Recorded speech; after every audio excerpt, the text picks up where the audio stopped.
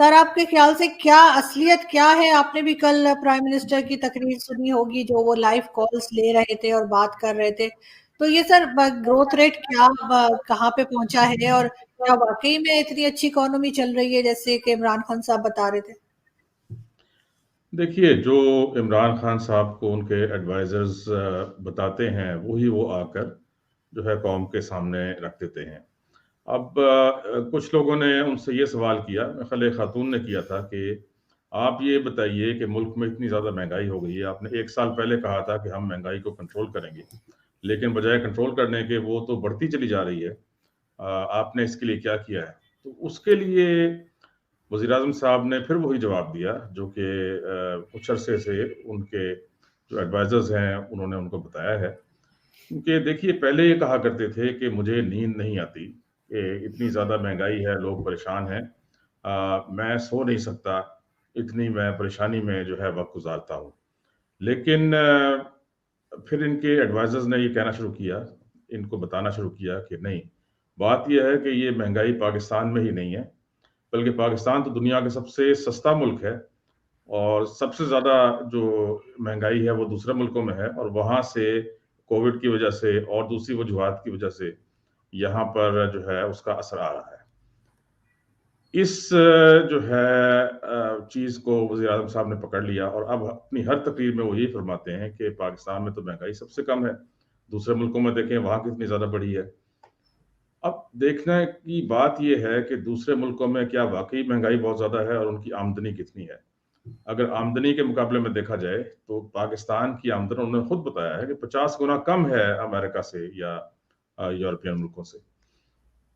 جب 50 گنا آمدن کم ہے اور مہنگائی آپ اتنی ہی کر دیں گے جتنی کہ دوسرے ملکوں میں ہے، تو پھر تو عوام کا برا حال ہوگا. اب اس کا انہوں نے ایک اور بات بڑی جو ہے امپورٹنٹ کی ہے، جس پر میں حیران ہوں، کہ صرف تنخواہ دار طبقہ جو ہے وہ اس سے متاثر ہو رہا ہے، باقی لوگ جو ہیں وہ بڑے خوش ہیں. یہی چیز ان کے وزراء کہتے ہیں، یہی چیز ان کے جو ہے ایڈوائزرز کہتے ہیں ٹی وی پر آ کر، اخباروں میں لکھ کر، کہ دیکھیں بات یہ ہے کہ ہم نے کسانوں کو بہت خوش کر دیا ہے، تو ہماری جو ہے ایک بہت بڑی 80% کے قریب آبادی جو ہے وہ دیہات میں رہتی ہے، تو ان کو تو کوئی مسئلہ نہیں ہے. اب جو ہے باقی 20% جو شہروں میں رہتے ہیں ان کو اگر جو ہے اس سے مسئلہ ہے تو ان کے لیے ہم کچھ نہ کچھ کرنے کا سوچ رہے ہیں. یہ ایک بالکل غلط سوچ ہے. جو بڑے ذمہ دار ہیں واقعی انہوں نے ان کو بہت فائدہ پہنچایا ہے. دیکھیے، جب مشرف صاحب گئے ہیں جس دن 2008 میں، گندم کا جو خرید کا ریٹ ہے اس وقت 450 روپے من تھا. آج ان کی حکومت میں 2000 سے لے کے 2200 روپے من تک ہے. آپ دیکھ لیں کہ کتنے گنا جو ہے بڑھ چکا ہے. اس زمانے میں جو روٹی 2 روپے کی ملتی تھی، اب وہ روٹی جو ہے وہ 15 16 سے 20 روپے کی مل رہی ہے. عام آدمی کا تو بہت برا حال ہے. ہاں، وہ یہ ضرور ہے کہ جو بڑے ذمہ دار ہیں جن کی بڑی زمینیں ہیں انہوں نے بہت فائدہ اٹھایا ہے. ان کے اوپر نہ کوئی ٹیکس ہے ان کی انکم پر، اور نہ جو ہے وہ اور کسی قسم سے حکومت جو ہر قسم کی سبسڈی دیتی ہے ان کو، ہر چیز پر، بیج پر ان کو سبسڈی ملتی ہے، کھاد پر ان کو سبسڈی ملتی ہے، بجلی پر ان کو سبسڈی ملتی ہے. اور یہ ہر چیز سبسڈائز کر کے وہ جو پیداوار کرتے ہیں اس میں سے بھی ان کو کسی قسم کا ان سے اس زرعی انکم پہ ٹیکس نہیں لیا جاتا، جس کی وجہ سے ان کی تو پانچوں گھی میں ہے، جسے کہتے ہیں سر کڑھائی میں ہے. لیکن جو عام آدمی ہے اس کو آٹا بھی بہت مہنگا ملتا ہے، جو 13 روپے کلو تھا جس دن مشرف صاحب گئے ہیں وہ اب 80 روپے کلو تک مل رہا ہے. اسی طریقے سے باقی سب چیزیں ہیں. تو انہوں نے یہ نہیں دیکھا کہ عام آدمی جو ہے اس کی ضروریات کیا ہیں. اب یہ باہر کی مہنگائی کی بات کرتے ہیں، لیکن مجھے یہ بتائیں، ایک طرف انہوں نے ایک اور بات بھی کی کہ یہاں پر کراپس بہت بمپر کراپس نہیں ہیں پاکستان میں. اگر کراپس بہت زیادہ ہوئی ہیں، پیداوار بہت ہوئی ہے، تو پھر آپ گندم کیوں امپورٹ کرتے ہیں؟ آپ پہلے ایک چیز ایکسپورٹ کر دیتے ہیں، پھر کچھ عرصے کے بعد جب اس کی کمی ہو جاتی ہے ملک میں تو وہی چیز پھر امپورٹ کر لی جاتی ہے. تو اس قسم کی پالیسیز جو ہیں وہ ملک کو بہت سخت نقصان پہنچا رہی ہیں.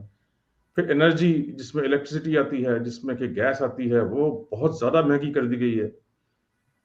ہمیں یہ بتایا جاتا رہا کہ ہم بجلی کو اس لیے مہنگا کر رہے ہیں. یہ 2018 میں جب یہ حکومت آئی تو ان کے وزراء اور ان کے ایڈوائزرز یہ بتاتے رہے کہ ہم بجلی کو اس لیے مہنگا کر رہے ہیں کہ ہم پچھلے سال 2020 کے آخر تک ہم سرکولر ڈیٹ کو ختم کرنا چاہتے ہیں، جبکہ اصل میں کیا ہوا ہے کہ سرکولر ڈیٹ بجائے ختم ہونے کے کئی گنا بڑھ گیا ہے، اور اس وقت 2.8 ٹریلین کے قریب اس کی جا چکا ہے، جس سے کہ آپ کا ملک جو ہے وہ دیوالیہ ہونے کی طرف جا رہا ہے۔ آپ کے ملک میں اس وقت تقریباً 39,000 میگا واٹس جو ہے بجلی پیدا ہو رہی ہے، اور سردیوں میں آپ کی ڈیمانڈ صرف 7 سے 8,000 میگا واٹ ہے۔ باقی ساری جو فالتو بجلی ہے اس کے اوپر آپ جو ہے کیپیسٹی پیمنٹس کر رہے ہیں آئی پی پیز کو۔ اب دیکھ لیجئے کہ یہ پلاننگ کا کیسا فقدان ہے۔ جو پلان کرنے والے ادارے ہیں، جس میں ہمارا پلاننگ کمیشن ہے، جس میں نیپرا ہے، جس میں این ٹی ڈی سی ہے، جس میں سی پی پی اے ہے، یہ سارے ادارے جو ہیں ان کا کام تھا کہ پلان کر کے یہ بتاتے حکومت کو کہ کتنی بجلی جو ہے اس کے کارخانے لگانے چاہیے، تو اس طرح نہیں کیا گیا۔ 39,000 پیدا ہو رہی ہے اس وقت، کیپیسٹی ہے ہمارے پاس، اور تقریباً اتنے ہی میگا واٹس کے پروجیکٹس جو ہیں وہ پائپ لائن میں ہیں، جو کہ پی پی آئی بھی لگا رہا ہے، جو کہ اے ڈی بھی لگا رہا ہے وغیرہ۔ تو اب یہ آپ دیکھ لیجئے کہ اگلے چند سال کے اندر آپ کے پاس تقریباً 72,000 میگا واٹس بجلی ہوگی، اور آپ کی ریکوائرمنٹ جو ہے سردیوں میں وہی 7-8,000، اور گرمیوں میں میکسیمم جو 21-22,000، اور 24,000 سے زیادہ تو آپ کا سسٹم میں وہی نہیں لے سکتا۔ باقی ساری آپ جو ہے کیپیسٹی پیمنٹس کریں گے۔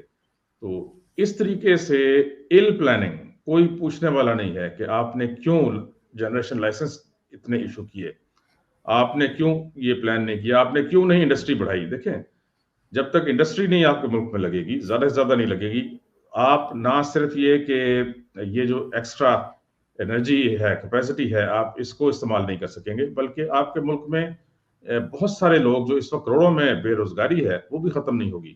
انڈسٹری کے ساتھ آپ کی بے روزگاری ختم ہوتی ہے۔ آپ نے یہ سارے جو بتایا ہے کہ اکانومی نے یہ ترقی کر لی ہے، وہ ترقی کر لی، آپ صرف یہ بتائیے، اپنا منشور اٹھائیے، آپ کے منشور میں آپ نے کیا وعدے کیے تھے، آپ نے وہ پورے کیے ہیں؟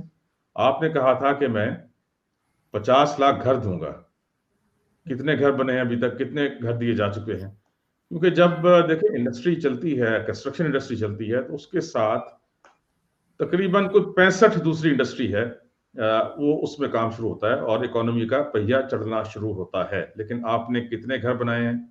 آپ نے تو کنسٹرکشن مٹیریل اتنا مہنگا کر دیا ہے کہ جو اپنے خرچے پر بنانا چاہتے تھے لوگ، وہ بھی نہیں بنا سکتے۔ جو سٹیل آج سے 6 مہینے پہلے 1 لاکھ کے قریب کا تھا ٹن، وہ اس وقت تقریباً 1,90,000 اور 1,95,000 پہ چلا گیا۔ اسی طرح سیمنٹ کی پرائس ہے، اسی طرح دوسرا کنسٹرکشن مٹیریل ہے۔